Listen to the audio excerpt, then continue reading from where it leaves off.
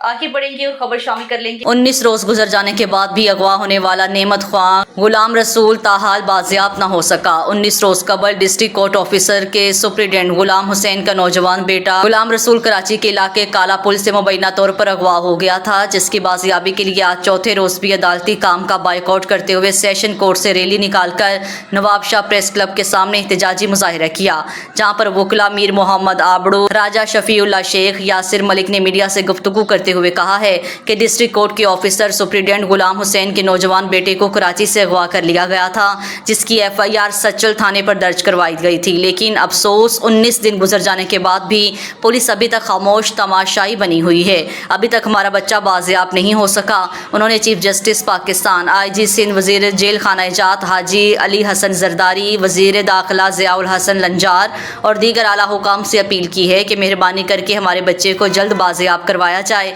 ورنہ دوسری صورت میں احتجاج کا دائرہ بڑھایا جائے گا۔